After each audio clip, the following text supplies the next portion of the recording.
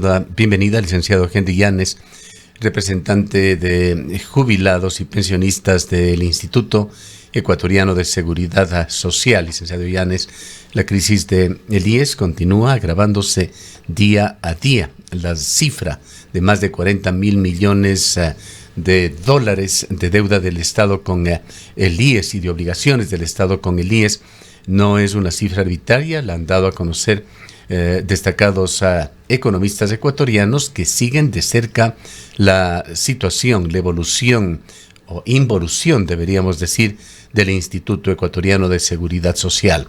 Quisiéramos preguntarle a usted cómo interpreta el momento actual del IES, qué elementos considera inaplazables para evitar un eventual colapso del sistema de pensiones. ¿Qué señales concretas deben alertarse a la ciudadanía sobre la gravedad del problema?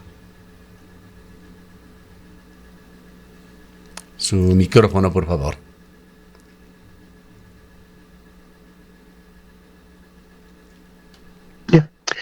Sí, buenos días, estimado Gustavo, estimada Rosana, muy amable por la invitación.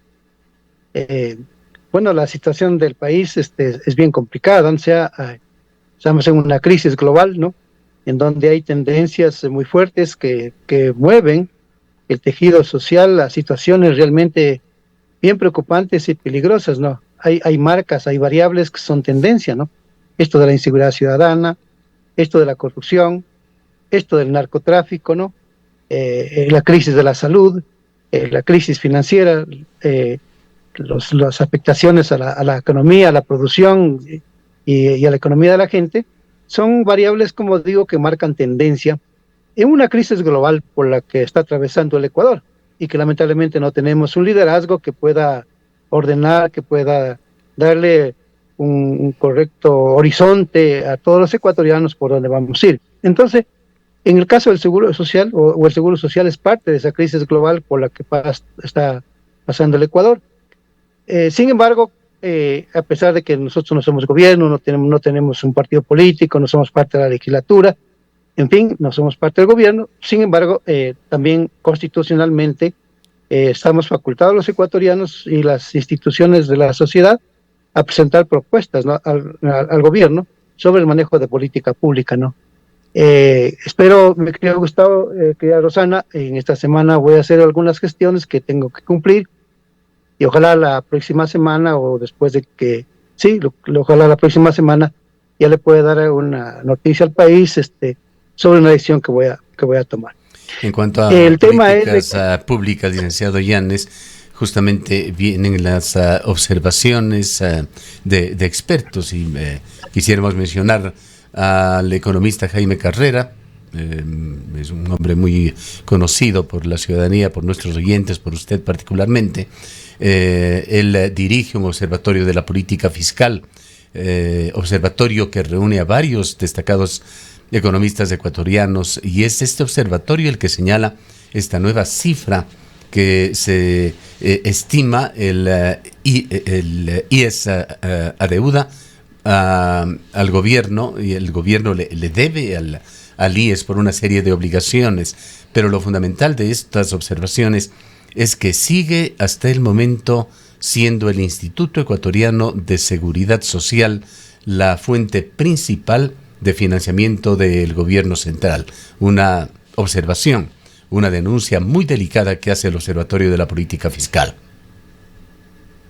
Sí, en el caso de Jaime Carrera y del observatorio, es una institución dirigida con mucha seriedad y con mucho profesionalismo por Jaime Carrera y quienes lo integran. Es decir, él es un especialista en política fiscal, en manejo presupuestario, y él da a notar correctamente, ¿no?, de que el Seguro Social, los recursos del Seguro Social son una palanca fundamental para financiar el presupuesto del Estado. Pero eso sigue creciendo, como yo le dije al presidente de la Asamblea Nacional, con fecha miércoles 26 de noviembre del año 2025, observaciones a la proforma presupuestaria del 2026 en materia de seguridad social. Está aquí esta comunicación. Yo aquí les digo, y está con copia para todos los asambleístas, ¿no? Yo le envío a todos los asambleístas a los 151. Yo les digo en esta comunicación que la deuda que tiene el Estado con el Seguro Social poco a poco se va constituyendo en una bola de nieve, ¿no? Que en algún momento dado, de acuerdo a su volumen, si eso se desmorona, nadie lo va a poder sostener. Yo le digo aquí en esta comunicación, me querido Gustavo, Rosa. Entonces, la cifra que da de 41,000 millones de dólares yo diría que es correcta. Como digo, es muy seria el estudio, el análisis que es Jaime Carrera, donde están, por supuesto, incluidos las deudas de salud y del 40%, que en esta comunicación yo les menciono que según Edgar Lama, era de 27,389 millones de dólares. Edgar Lama cuando era presidente del Consejo Directivo del IES. Y les menciono que, por ejemplo, porque una de las prácticas de los gobiernos anteriores y de este gobierno, yo con cifras les doy. Mire que para el año 2025 tenían que haber transferido 4,612 millones de dólares y solo transfirieron 2,926 millones de dólares. Perdón, para el presente año. Para el presente año era 4,612 millones de dólares. El Ministerio de Economía y Finanzas hizo constar 2,926 millones de dólares, ¿no? En el año 2025 tenía que haber transferido 4,469 millones de dólares, yo le digo en esta comunicación, y solo transfirió el gobierno 2,560 millones de dólares, quedando con una deuda de 1,909 millones de dólares. Entonces, y aquí les menciono la cifra que la dio a conocer el señor Edgar Lama, ¿no?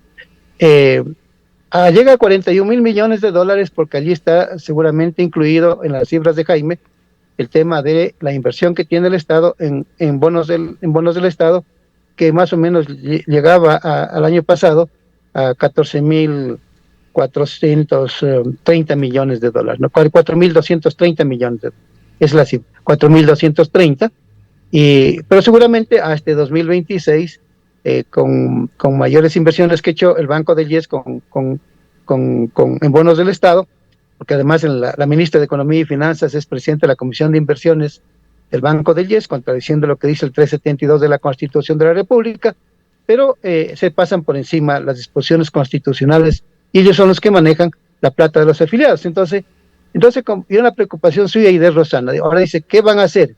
¿Qué debemos hacer? ¿Qué van a plantear? No, o sea, díganos algo que realmente nos dé claridad. Entonces yo lo que le digo, Gustavo, que nosotros vamos a insistir en esa propuesta porque no hay otra. Vamos a insistir de que se hagan las reformas a las leyes correspondientes, ¿no? Para que el Seguro Social sea accionista de los sectores estratégicos de la economía nacional, y nosotros vamos a volver a presentar esa reforma, porque no se puede poner en riesgo a 4 millones de afiliados del Seguro Social, más de 3 millones de afiliados activos y cerca de 800,000 jubilados. Entonces no se puede poner en riesgo sus aportes y las prestaciones de estos sectores, y lo vamos a insistir. Y ojalá tengamos nosotros éxito en eso, que vamos a volver a hacerlo. Lo vamos a volver a hacer porque, vuelvo a repetir, la situación es grave y no podemos quedarnos cruzados de brazos frente a un panorama tan complicado que le afecta al país, Ahora, ¿no? Licenciado Yanes, cada vez se agrava, digamos, la situación del Instituto Ecuatoriano de Seguridad Social, y cada vez venimos escuchando que hay que tomar decisiones urgentes, que ya le queda 1 año, 2 años, 5 años al instituto, que el fondo de pensiones se agota, pero no vemos que se tome ninguna decisión al respecto. Montones de propuestas han surgido desde diversos sectores, pero quizás las que más suenan como alternativas más inmediatas, más rápidas, más fáciles para prolongar la vida del fondo de pensiones, sobre todo, y del mismo IES, es el incremento de los porcentajes de aportación y el incremento de la edad para jubilarse. Estos son temas que todavía están en discusión, que todavía están en debate, y por supuesto el avanzar en un cronograma real de pagos de parte del gobierno respecto de esta enorme deuda que, como usted dice, es una bola de nieve que cada vez crece más. ¿Cuáles son las opciones, las alternativas, las medidas que deberían tomarse, pero ya pensando justamente en el futuro a corto y mediano plazo del IES? El presidente de la República es una persona muy joven, 36 años me parece que tiene, y seguramente él está perdido, no por su falta de experiencia y de conocimiento, a un panorama de crisis global por la que atraviesa la República, él no tiene salidas. Entonces es difícil gobernar en una crisis global si no tiene salidas, ¿no? Entonces, frente al seguro social, digo usted, Rosana, bajo lo que menciona, como yo les he dicho a Augusto Latorre y a otros economistas, ¿no? O sea, el sentido común no me da para que cuando hay una situación en crisis, ¿no? O sea, hacer un ajuste, ¿no? Para que se agudice la crisis y no se hace la reforma estructural en el caso del seguro social. Entonces porque Augusto Latorre venía mencionando esta cuestión de la demografía, que ahora nacen menos, ¿no? En el Ecuador. Y yo le dije algún rato, mire, de acuerdo a la población económicamente activa, se dice que de cada 100 ecuatorianos, solo 35 ecuatorianos tienen empleo fijo, empleo permanente, empleo estable. Es decir, 65 ecuatorianos de los 100 no tienen un empleo estable. Entonces yo le decía, y en esta relación, siendo 35 de cada 100, más o menos 4.5 o 5 afiliados activos sostienen la pensión de un jubilado. Entonces yo le decía, ¿qué pasaría si de los 100 de la población económicamente activa tienen trabajo estable, tienen trabajo adecuado? Entonces la relación sería de 10 o de 11 afiliados activos frente a un jubilado. Entonces yo le decía a él, pues no es problema de la demografía, es problema del carácter de la economía que no logra incorporar a masas de población al empleo permanente, al empleo digno, al empleo estable. Entonces ese es el problema estructural de la economía del Ecuador, ¿no? Y en el caso del seguro social, que yo siempre les he dicho, yo por mi formación de sociólogo, uno tiene que ver cuáles son los aspectos que le hacen crisis, cuáles son los factores, las causas que le hacen crisis a una institución. Entonces yo les he dicho, una de las causas fundamentales es porque en el seguro social se atienden a cerca de 2.600.000 personas, ¿no?, anuales, sin que sean afiliados al seguro social. Entonces, por elemental sentido, y esto que distorsiona todo el manejo del seguro social, de los aportes y del financiamiento, porque el seguro social, como yo les he dicho reiteradamente, surgió para proteger las prestaciones de salud, la prestación de jubilación y otras, financiada con la plata de los trabajadores. Ahora, licenciado Yanes, la principal misión en esto de proteger los intereses de los afiliados debería tenerlo el Consejo Directivo del IES. ¿Cómo está funcionando este Consejo Directivo que usted reiteradamente le ha señalado de ser objeto de intereses de por medio, de nombramientos obscuros, de falta de transparencia en el manejo de los fondos? Claro, esa institución es una institución cargada de corrupción. Como yo le he dicho a todos los presidentes del Consejo Directivo y al actual, a este señor que está actual, el señor Cordobés me parece que es el apellido, yo le pedí como 2 o 3 veces que me reciba en comisión general, para ir y explicarle, ¿no? Si ya no entiende, para ir a explicar. Bueno, la estrategia de este señor es no contestar. Entonces yo le he puesto a él, así como él, como directorio del banco, como presidente del directorio del banco, y le he puesto a la superintendencia de bancos, ¿no? Miren, esta semana, el viernes de esta semana, estamos 19 de junio, a las 14 horas, estamos citados a la audiencia de la Corte Provincial de Manabí por el tema de la apelación al ingreso ilegal, al ingreso fraudulento de este señor Jorge Moncayo Chica al Consejo Directivo del IES sin que nadie lo haya elegido. Es decir, pasándose por encima el marco institucional que tiene a cargo de reestructurar el Consejo Directivo del IES y pasándose por encima el debido proceso, ¿no? Entonces, estos señores se quedaron ahí simplemente cruzados de brazos, ¿no? Y no han dicho nada. Recién acabo de recibir una comunicación de la Superintendencia de Bancos frente a una petición que nosotros le formulamos para que se lo declare de inhabilidad sobreviniente al señor Jorge Moncayo, porque se fue por encima del marco legal. A los 2 meses recién la Superintendencia de Bancos me contesta, a los 2 meses, ¿no? Y eso justamente lo vamos a decir este viernes, porque yo estoy participando como amicus curiae. No puede la institucionalidad del Ecuador, la justicia, la Superintendencia de Bancos y la Procuraduría General del Estado y el propio Seguro Social haber incorporado a una persona, donde se están tomando decisiones todos los días, donde se manejan contratos, donde se maneja el presupuesto general del Estado, del Seguro Social, en donde se manejan cientos de millones de dólares, por ejemplo, para financiar el presupuesto de la salud. Entonces, este problema es grave, este problema de crisis de la gobernanza y de la crisis financiera del Seguro Social. Son estas dos cosas que realmente le golpean fuertemente a esta institución, pero como digo, frente a las personas improvisadas, ¿no?, que manejan este Estado, que manejan este país y a instituciones, tanto públicas y privadas, entonces, y cuando no hay solución, esa crisis está allí. Esta crisis todos los días se está calentando y no hay el sentido correcto de implementar sus soluciones. Ya vamos a ver qué pasa, querido Gustavo, querida Rosana. Este día viernes, ojalá la Corte Provincial de Manabí está integrada por 3 mujeres, por 3 juezas. Ojalá ellas puedan fallar en derecho y en justicia y determinar con firmeza de que no se puede manejar a una institución como el Seguro Social en medio de la corrupción y siendo ellos protagonistas de esta corrupción, porque no es correcto que se haya incorporado a una persona violando, como digo, la institucionalidad, las competencias institucionales y el debido proceso. ¿Qué pasa mientras tanto, licenciado Yanes, en los hospitales, en las farmacias del IES, donde afiliados, jubilados enfrentan demoras, falta de medicamentos, una infraestructura deteriorada, servicios cada vez más limitados?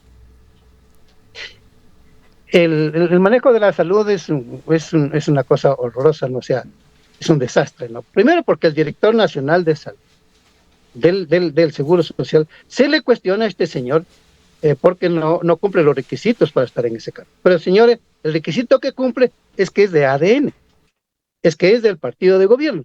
De estas militancias electorales, porque no son militancias doctrinarias las que se vinculan a las organizaciones políticas, ni siquiera entienden que es una doctrina, un presupuesto ideológico, ¿no? Entonces, pues, estos señores, lo que quieren es ir a los cargos, ¿no? Y son pretenciosos, ¿no? Entonces dice, este señor no cumple los requisitos, este director nacional de salud del Seguro Social, así se lo cuestiona, así dice. Y claro, este señor se dice que es de Cayambe, el Cantón Cayambe, y quiere ser alcalde de Cayambe. Entonces han construido un hospital en Cayambe con el objetivo de que sea la carta de presentación para que este señor sea candidato a la alcaldía. Ya vamos a ver si eso es real o no, pero ya al hospital ya lo han dado a conocer, que ya lo están terminando en su construcción. A es lo que se ha dedicado este señor director nacional de salud. Y en cuanto a los medicamentos, no ha presentado un plan de cómo hacer la adquisición, que tiene que ser un proceso licitatorio. No existe una metodología de acuerdo, digo usted, a los cuadros epidemiológicos, ¿no? Y también a lo que son a la estructura de los medicamentos que se requieren en el país, que se requieren por regiones, costa, sierra y Amazonía, provincia por provincia, porque ellos tienen una historia estadística de cómo se da el movimiento de estos dos aspectos, tanto en lo que son... Si el tiempo se nos agota, quisiera dejarle con una última inquietud. ¿Qué papel deberían asumir afiliados, jubilados, empleadores en estos momentos críticos? ¿Qué riesgos enfrenta el país si la sociedad no se involucra activamente en la transformación del sistema? Sí, yo lo que creo es que hay que hacer ese trabajo, ¿no? Pero claro, para tener ese trabajo también tiene que haber un liderazgo, tiene que haber un referente, es decir, quién nos convoca, quién nos propone, cuán viable es las propuestas que está haciendo, qué de confiabilidad existe para que se concreten las propuestas. En fin, esto que genera incertidumbre, esto que genera desconfianza, es lo que impide, digo usted, creo, Gustavo, a organizarse y movilizarse, que son aspectos fundamentales en la sociedad. Pero digo, nosotros, vuelvo a repetir, ojalá tengamos éxito en la gestión que estamos haciendo y ojalá con esa referencia poder ser un proceso, un factor de integración, tanto de afiliados, de jubilados y empleadores en este país, para que seamos nosotros entonces los que con una mayor cohesión, con una mayor participación, ser protagonistas de la reforma que hay que hacer. Bien. Al Seguro Muchísimas Social, gracias. estimado Gustavo. Gracias por haber estado con nosotros, licenciado Yanes. Muy amable, un buen día para usted y para Rosana. Una linda semana de actividades para ustedes. Muy amable. El licenciado Henry Yanes es representante de jubilados y afiliados del IES. Son las 8:34 minutos.